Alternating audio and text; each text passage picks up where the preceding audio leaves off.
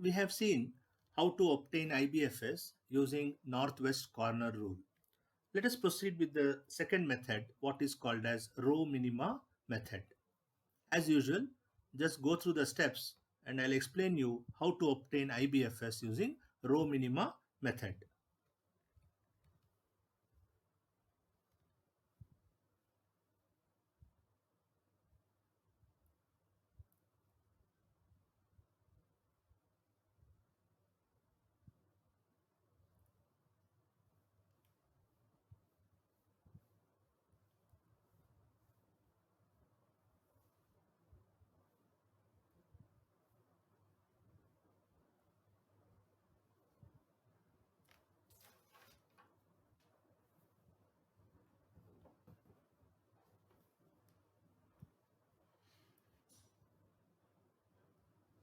Let us take the same example.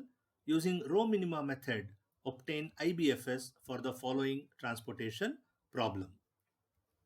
I'll take back you to the Microsoft Word. Now this is the same problem which we used to obtain IBFS using Northwest, for which we got an IBFS as, if I'm right, we got the IBFS as 1015, and now we proceed the same problem using row minima method. Now what does row minima method says is, it tells you to go row wise. First go for the first row, finish the allocation there, then go to the second row and then proceed. Now let us look at the first row. Since I am taking the same problem, I am not going to explain you about the supply and the demand, because I am going to deal with the same problem for all the 5 methods, and hence the cost involved also will be same, the supply will be same, the demand will be same, and of course the problem will be balanced transportation problem. Now, in case of row minima method, it says go to the first row, pick up the least cost involved. So I have these 4 costs and the least cost involved is 10. That is factory 1, warehouse 4. Now once you get the least cost, assign or allocate as much as possible. So I'm going to allocate here 7 because I have 14 here, I have 7 here, and of course my allocation should be in such a way that it should satisfy my supply and demand, right? And you know very well the allocation should be made keeping your supply and demand in mind. So once this 7 is over, I cannot do any allocation here, here, and in all these 3 places. Now what I'll do is I will go to the second row, right? Now these are the 4 costs involved. Out of these 4, the least is 30. So I'll go to F2W2 and let me see how much I can allocate here. I will allocate 8 here. Once I allocate 8 here, that will take care of my column. But still this row is not over. So you cannot proceed to the third row unless you complete the allocation in the second row. Now which are the 3 cells remaining? This one whose cost is 70, then this is 40 and this is 60. Now out of this 70, 40, 60, the least is 40 and hence I am going to allocate here and I can allocate only 1 because 8 plus 1 is going to be 9. So this gets over and this gets over, right? Now since you have only one row and couple of blank cells, you don't need to really go with finding the least cost and other stuffs. You can allocate it blindly keeping supply and demand in mind. So I can allocate 5 here, I can allocate 6 here, and I can allocate 7 here, right? Now watch out. This is 5, this is 8, 1 plus 6 is 7, and this one 7 plus 7 is 14. And similarly, 5 plus 6 plus 7 is equal to 18, right? So my cost involved will be now 7 into 10. So I proceed like this.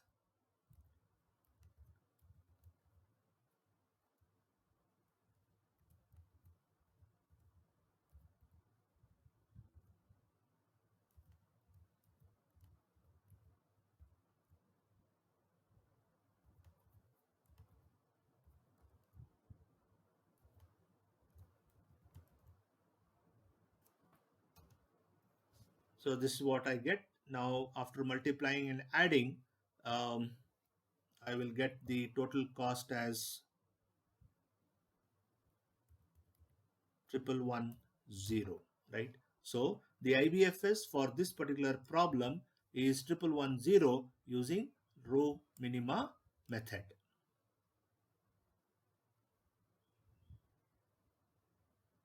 Let me take another example and solve using row minima method, right? So I have this.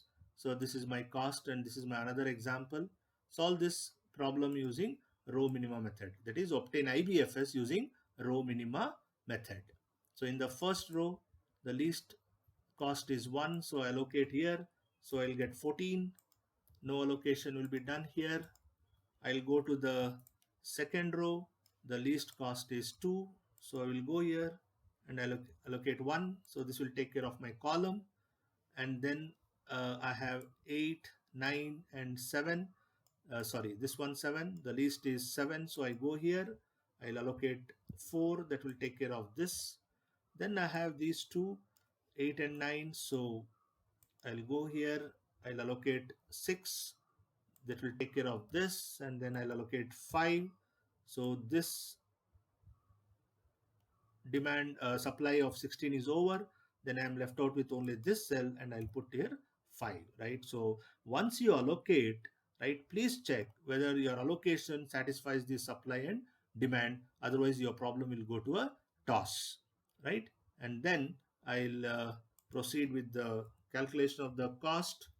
So I have 14 into 1, and then I have 6 into 8,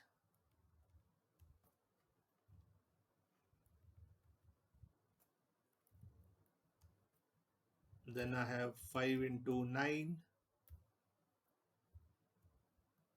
I have 1 into 2,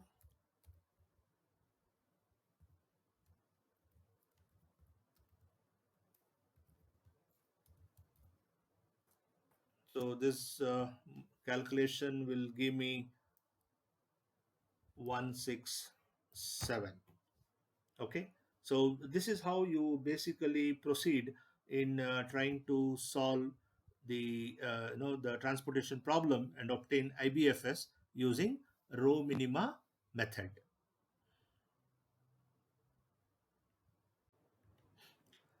Let us proceed with the third method of obtaining the IBFS, which is called as column minima method. Now this particular method is similar to the row minima method, except that we apply the concept of minimum cost on columns instead of rows, right? So we proceed as per the steps involved in row minima method, right? But instead of going row by row, we go column by column, right? Now let us take the example of uh, how to obtain the IBFS for the transportation problem using column minima method. So as usual, I will take up the same problem, and I have this cost and supply and demand. Let me proceed with the first column. Now these are the three costs in the first column, right? The least one is 19, and hence I will allocate as much as possible here. So I'll allocate 5. That will take care of my column requirement. I go to the second column. I have 8 here, which is least. So I'll allocate as much as possible. So that allows me to allocate 8. It will take care of this particular column. Now in the third column, the least is 40. So let me allocate here. I can allocate 7. That will take care of this and this. Now I am left out with only one column. Just try to fill it up, keeping supply and demand in mind. So I'll have 2 here, I can have 2 here, and then I can have 10 here, right? So the allocation is done based on column minima method. And then let me find out the cost involved. I have 5 into 19.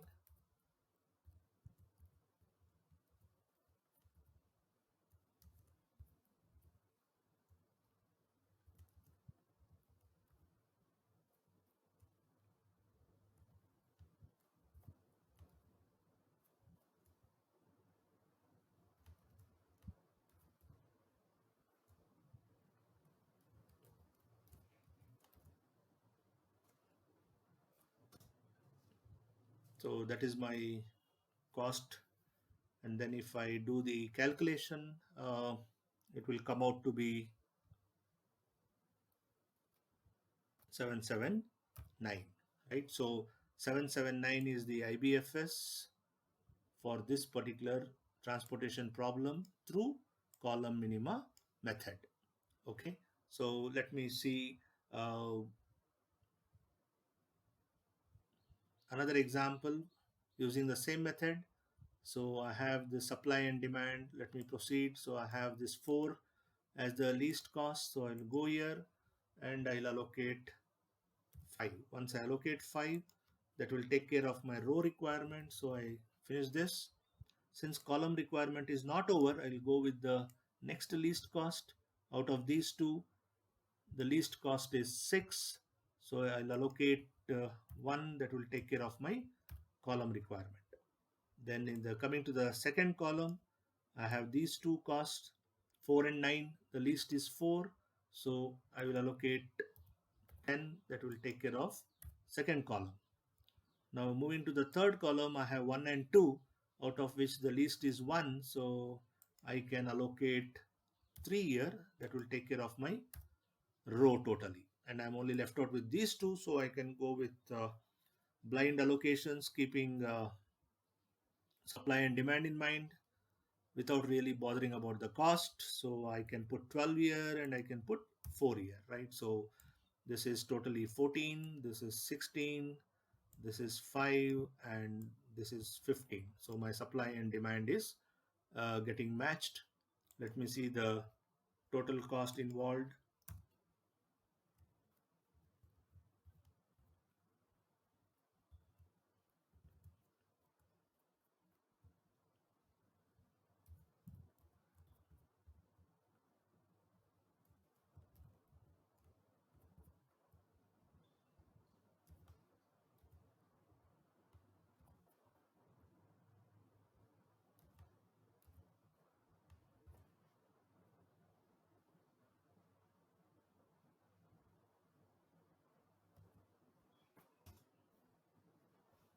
So after doing the calculation, I'll get the IBFS as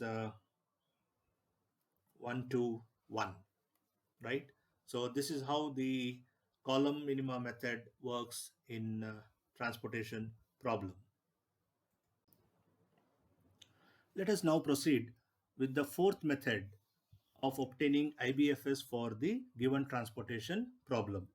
The fourth method is called as least cost entry method, or it is also called as matrix minima method. Now, as usual, go through the steps involved and then I will tell you how to solve this using least cost entry method.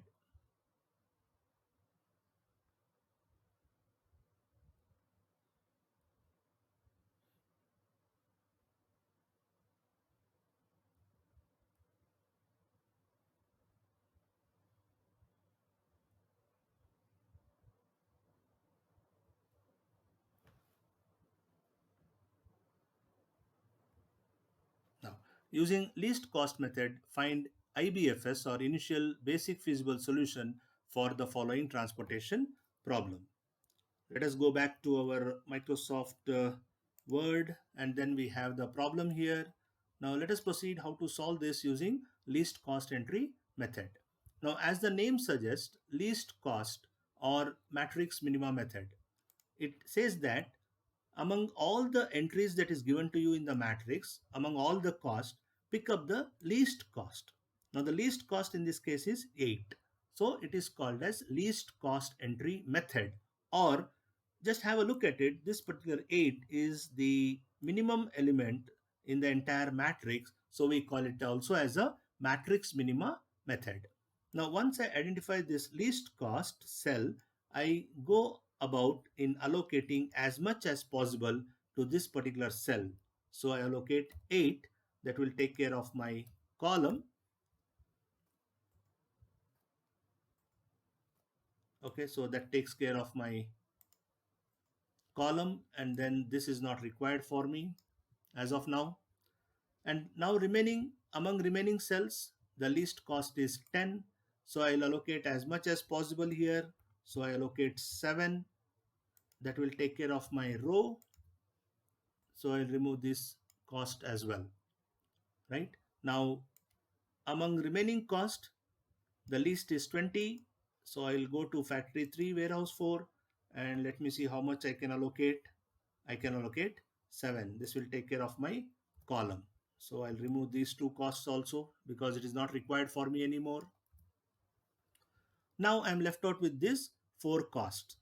Out of these 4, the least is 40. But the best part is this particular cost 40 is available in two places. One is here, that is factory 2, warehouse 3, and another one is here, which is factory 3, warehouse 1. Right? Now you need to allocate very carefully. Right? First and the foremost thing is you have to do little bit of calculation before you allocate. Right? Now let me check. Suppose if I land up allocating here, what will be the total cost involved? So here, if I land up allocating, I may have to allocate only 3 because 8 plus 7 is 15, which is already allocated from factory F3, and the total supply is 18. So the left out is only 3, 18 minus 15. So if I allocate 3 here, the total cost in shipping will be 3 multiplied by this 40, that is 120. Okay, so I'll just write down 120 here for our reference. On the other hand, if I don't allocate here and if I don't consider this 40, I consider this 40. Okay. Now, if I consider this 40, the allocation that I am going to do will be for factory 2, warehouse 3, that will be 7. Okay. Now, if I allocate 7 here, the total cost involved in shipping will be 7 into 40, which will be 280. Right? Now, among these two, 120 and 280, definitely 120 is least, and hence I will prefer going for this 120 as the shipping cost, and hence I land up allocating 3 here. Okay, understood? Now, this is how you have to break the tie, right? When you have two costs or more than two costs same in the entire matrix. Okay, so once I have 3 here, that will take care of my row, and you are left out with only this. You don't need to really go for the steps involved in matrix minima method. Blindly allocate, keeping the supply and demand in mind. I can have 2 here, I can have 7 here, right? So my supply and demand are taken care, and hence now I'll go proceed further in finding out what is the cost involved.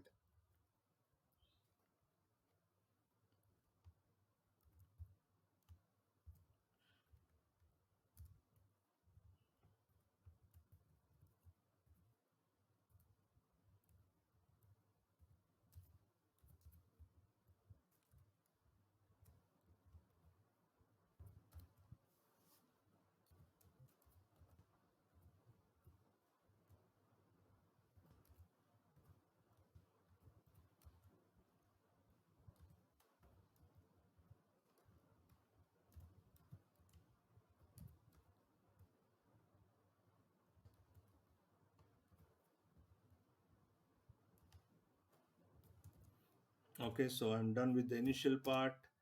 Let me multiply and add, and this will give me 814. So the IBFS for this particular transportation problem using least cost entry method or matrix minima method is 814. Okay. Now let me take another example. Now this is the matrix I have. In the entire matrix, the least cost is 1. So I'll go here. I'll allocate as much as possible. So I have 14. That will take care of my row requirement. And then I'll remove this. Okay. Now among all these cells, cost available, the least is 2, which is there in this place as well as in this place. Okay. Now suppose if I take this 2, I can allocate 1 here, in which case my cost will be 1 into 2, that is 2. On the other hand, if I take this 2, the cost involved will be, the allocation will be 4, and hence the cost involved will be 8. So what I do is I first give preference to this 2, that is cell O2 D3, and then I'll allocate 1 here. That will take care of my column. Once it takes care of my column, I'll remove this. Now among these 6 entries that are available, I have no other choice. I have to come to this 2 which is least, and I allocate 4 here. That will take care of this column, and I remove these 2 cost. Now among this 4, the least is 3, so I go here and I can allocate 1. That will take care of my row requirement, and then I'll end up allocating blindly. I allocate 6 here and I allocate 9 here. Okay, so the allocation is done. Let me find out the total cost involved, for which I require the original cost matrix. Let me pick it up from here. Beautiful cut and paste, and then let me proceed with the cost involved. The cost involved will be 14 multiplied by 1.